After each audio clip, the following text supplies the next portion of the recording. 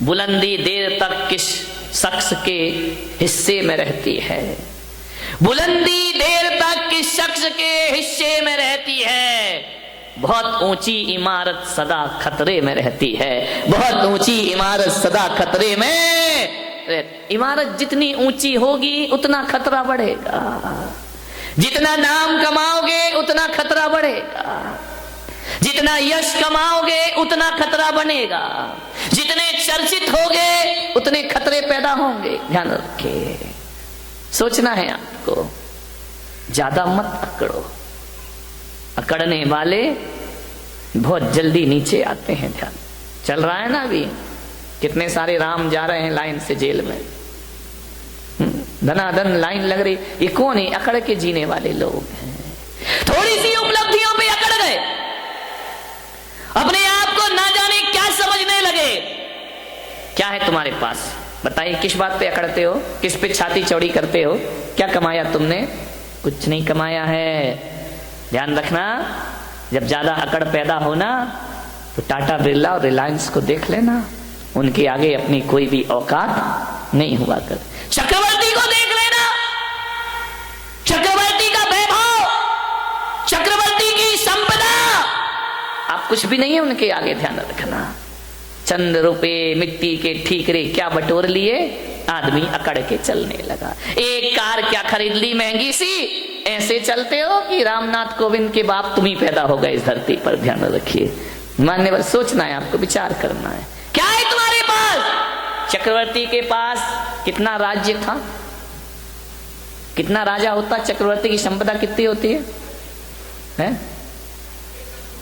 6 खंड का राजा, 5 मिलेक्स खंड और 1 आर्यखंड का अधिपति होता है चक्रवर्ती। 6 खंड का सम्राट चक्रवर्ती होता है। तुम कितने खंड के राजा हो?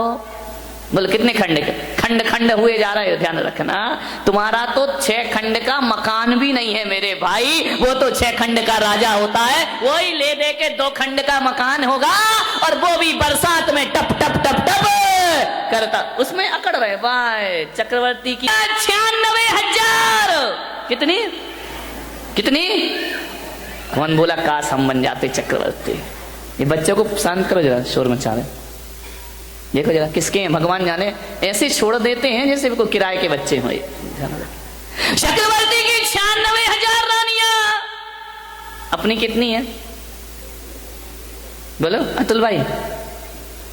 देखो ईमानदारी से तो एक नहीं है, बोल रहे हो बात अलग है, तुम कह रहे हैं हम मान ले रहे हैं, कोई दिक्कत की बात नहीं है। विचार करिए, चक्रवर्ती की 96,000 रानी, अपनी एक, वो भी काली कलूटी।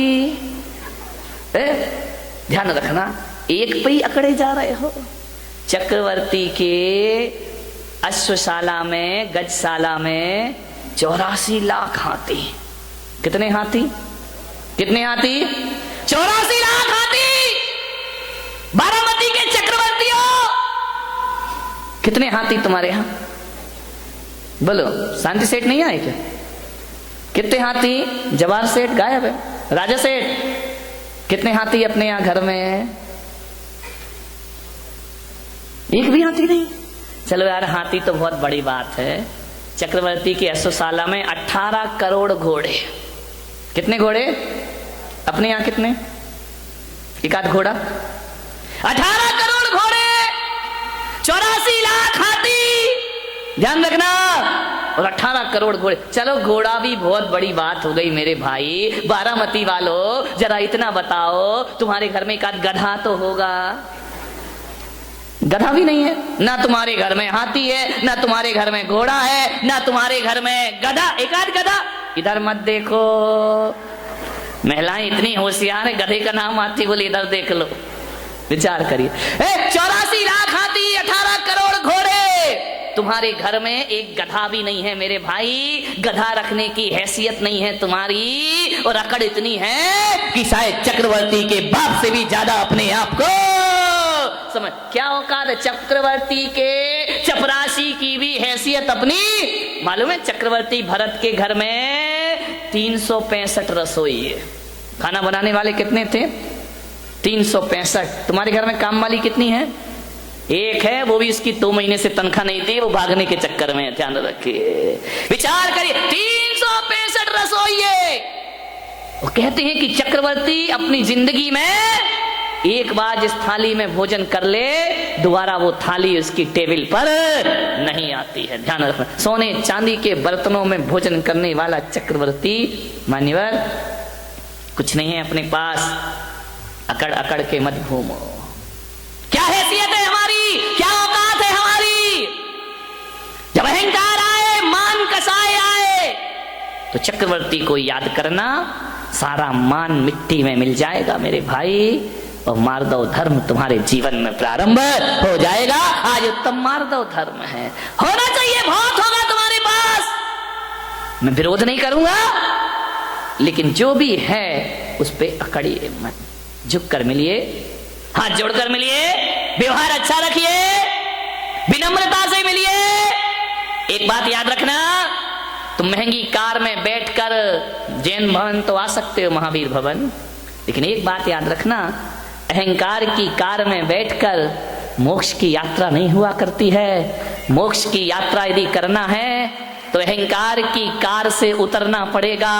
अहंकार की कार पे बैठकर मोक्ष की यात्रा नहीं होती, विनय के विमान में बैठकर निर्वाण की यात्रा हुआ करती। झुको, विनम्रता, ये आपके जीवन को सफलता दिलाएगी। अकबर जब दान करता था ना, बहुत बड़े दानवीर हुए अकबर। जब अकबर दान करता था, निर्धनों को, गरीबों को, जरूरतमंद को, तो दान करते समय अकबर की निगाहें झुकी रहती थीं।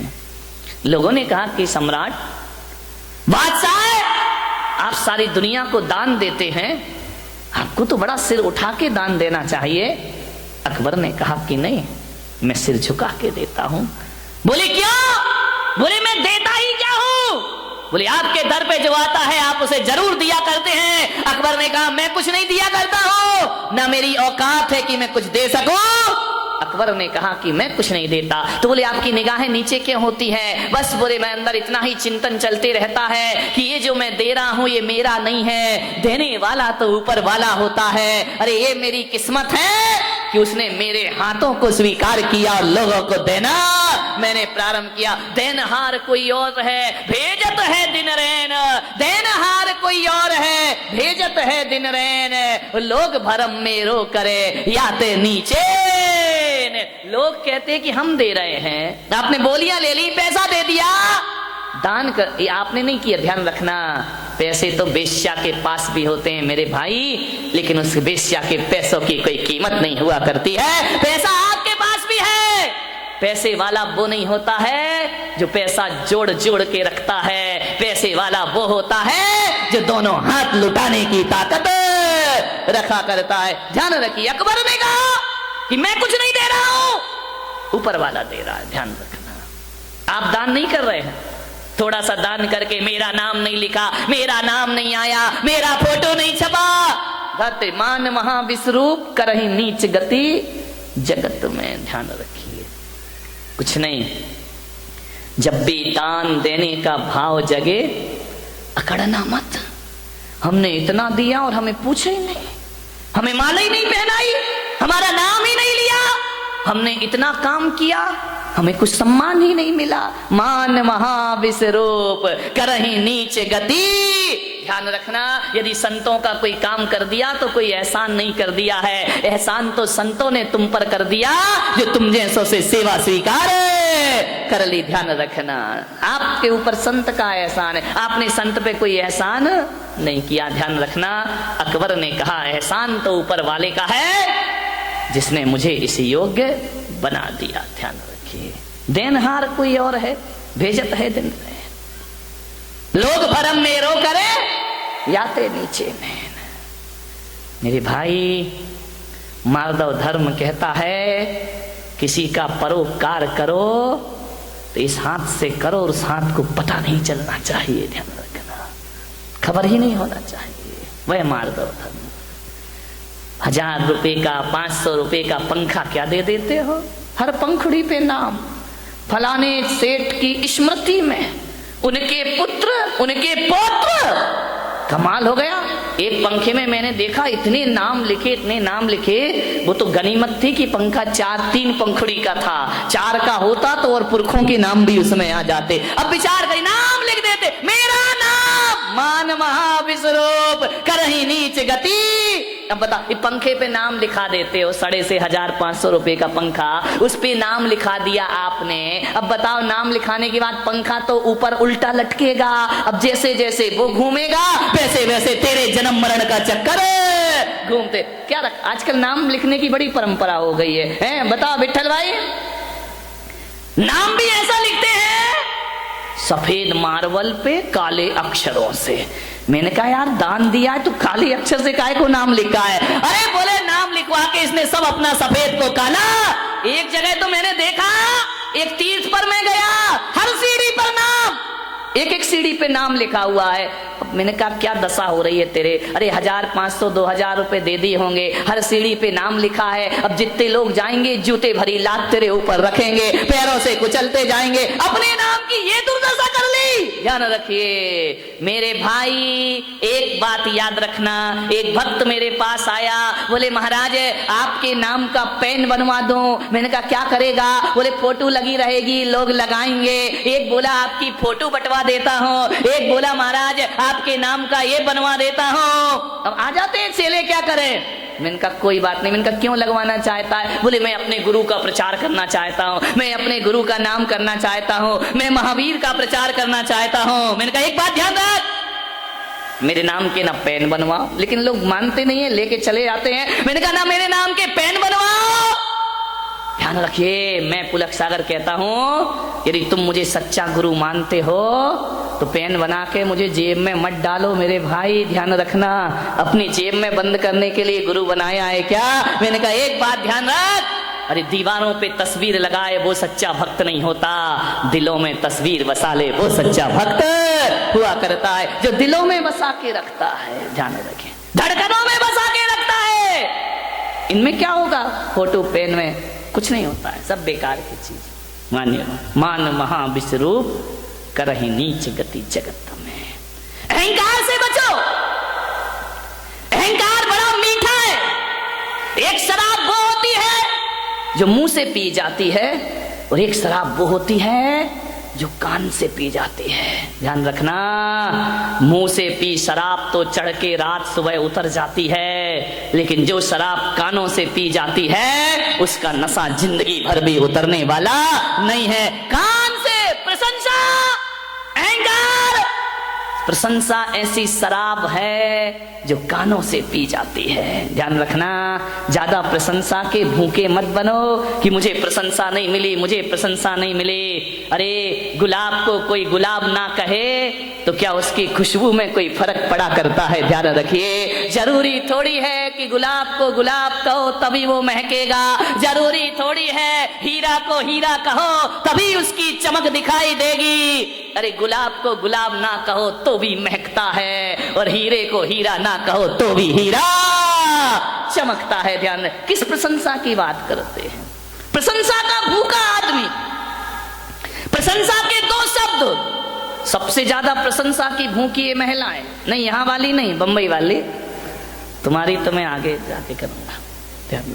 इतनी भूखी, 4 शब्द अच्छे बोल दो, 1000 काम करा लो इनसे। ध्यान रखिए, प्रशंसा के भूखे मत बनो।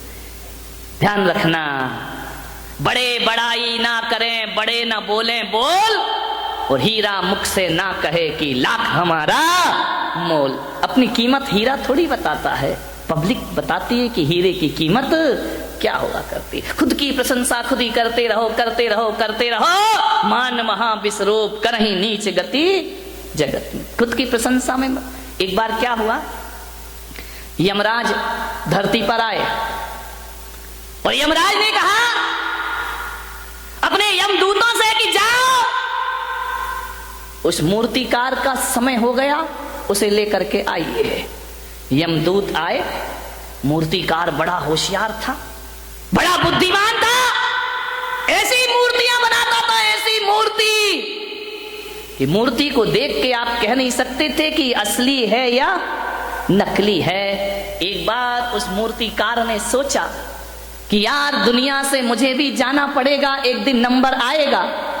किसी वकील ने सलाह दे दी कि एक काम कर, तुझे यदि यमराज यमदूत लेने आए तो थोड़ा सा धोखा दे देना मौत को धोखा। बोले हाँ। तो यमराज मालूम है मूर्तिकार ने क्या किया, वकील की सलाह पर अपने जैसे 7 पुतले बना लिए, और एक दिन जब यमदूत लेने आए तो 8वीं जगह खुद जाके खड़ा हो गया। यमदूत ने देखा कि यार इसमें कौन है मूर्तिकार, ये 8 के 8 तो एक से लग रहे हैं, एक सी डिजाइन, एक सा कलर, एक सा रंग, एक सा रूप। यमदूत ने थोड़ी देर देखा, लौट गए। मूर्तिकार बड़ा खुश हुआ कि यार आज मैंने यमदूत को धोखा। जैसे ही यमदूत यमलोक वापस लौटे, यमराज ने कहा क्यों रे खाली हाथ आया? बोलिए तूने मेरा धंधा बिगाड़ दिया, जो भी जाता है खाली हाथ लौट के। बोले यमराज बहुत दिक्कत हो गई। यमदूतों ने कहा, यमराज ने कहा क्या दिक्कत हो गई? अरे बोले किसको लेके आई, किसका नंबर है? अरे बोले तुम्हें अकल नहीं है, सबके नंबर फिक्स हैं, जिसका है उसे उठा लाओ। अरे बोले ब्रह्मा जी ने थोड़ा गड़बड़ कर दिया। बोले क्या गड़बड़ कर दिया? बोले एक सी डाई के लोग बना दिए, एक सा चेहरा, एक सा रंग, एक सा रूप। अब बताओ कौन मूर्तिकार को लेकर आओ? वहां तो 8 खड़े हुए हैं। यमराज ने कहा कुछ भी हो जाए, ब्रह्मा जी कभी गलती नहीं किया करते हैं, कोई ना कोई कमी जरूर रखा करते हैं। अरे बोले महाराज वहां कोई कमी नहीं है, 8 के 8 बिल्कुल एक से दिखाई दे रहे हैं। हमने 1 घंटा देखा लेकिन समझ नहीं पाए कि असली मूर्तिकार किसका नंबर है, किसे लाए।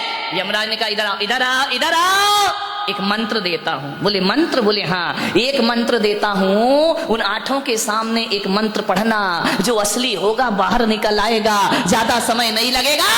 इंसान कितनी भी चालाकी कर ले, हमसे ज्यादा चालाक नहीं। यमदूत फिर आए, मूर्तिकार को पता चला कि फिर कोई लेने आ रहा है, फिर जाके मूर्ति के बाजू में खड़ा हो गया। यमदूतों ने कहा वाह क्या ब्रह्मा जी तुम्हारी कला है, गजब हो गया। 1 से 8 आदमी, कितना सुंदर ये पुतले बने हुए हैं, कितने सुंदर लोग खड़े हैं। वाह रे भगवान, क्या तेरा चमत्कार है। अरे जी 8 इतने सुंदर हैं, कौन होगा वो महानुभाव जिसने इन्हें बनाया है, वो कितना सुंदर होगा। तेरी प्रतिमा इतनी सुंदर, तू कितना, हम तो उसे देखना चाहते हैं कि कौन ऐसा पुरुष है जो एक साथ एक से इतने सुंदर रूप बना दिए हैं। इतना कह ही रहे थे यमदूत कि एक मूर्ति में से आवाज आई, ये पुतले मैंने बनाए हैं। बस यमदूतों ने कहा चलो हमारा फैसला हो गया। बोले बस आओ गया तुम्हारा नंबर, खत्म खेल। उसने कहा कि ये कैसे, मुझे क्यों पकड़ रहे हो? बोले बस हम यही तो पता करना चाह रहे थे कि इसमें असली कौन है और नकली। हे मूर्तिकार, तू सब कुछ भुला दिया, तूने अहंकार नहीं भुला पाया, और तेरे मुंह से निकल आया कि ये पुतले मैंने। बकरी जो मैं करे अपनी खाल खिंचाए, और मैं ना जो मैं ना कहे दूध भात नित खाए। ध्यान रखे, विचार करिए, मैं नहीं छोड़ पाया मूर्ति का। आदमी यदि मौत की गिरफ्त में आता है, मैं के कारण आता है। ध्यान रखिए, मृत्यु का मतलब ये नहीं होता कि शरीर छूट गया तो हम मर गए।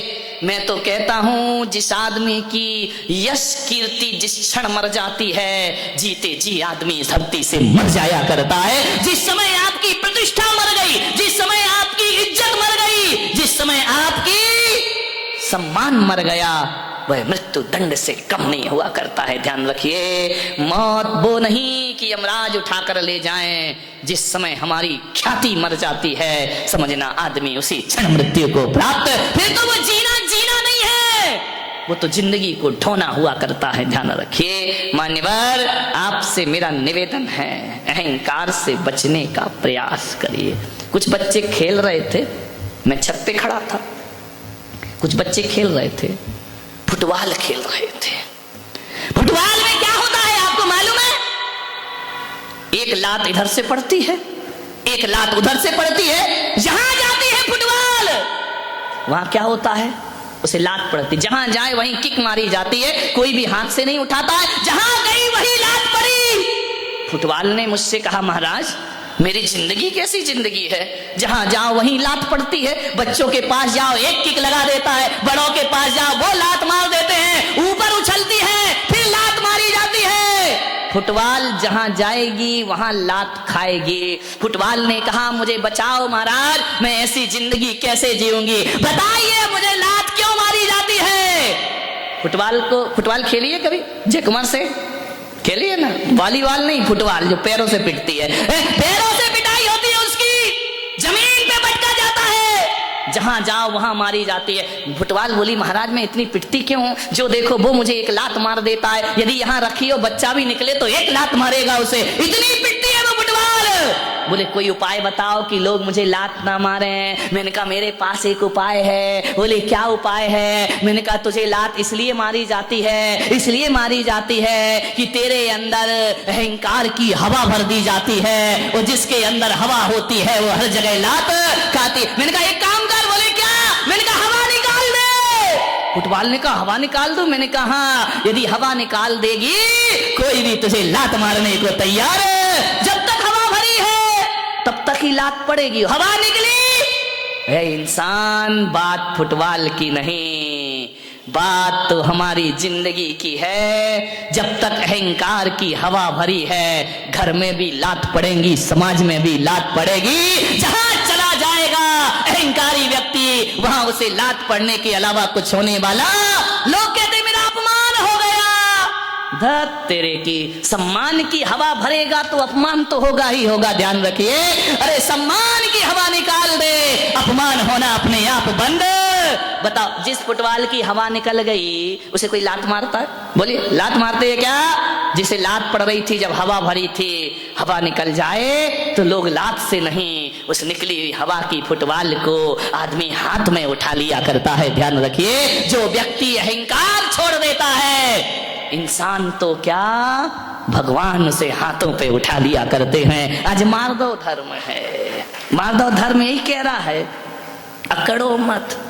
एक बार क्या हुआ, रोटी और जिसपे वो करते हो क्या होता है, बेलन से तो यूं होती है, उसके नीचे चकला, चकला बेलना धार, चकला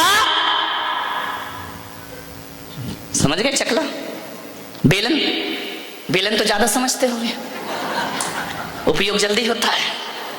एक महिला से बाजू वाली की महिला बेलन मांगने आई। बोले बेलन देना बहन, अपना बेलन दे दे। उसने कहा क्यों। बोले पति आ रहे हैं। उसने कहा जल्दी लौटाना। बोले क्यों। बोले मेरे भी आ रहे हैं। ध्यान रखिए, मान्यवर।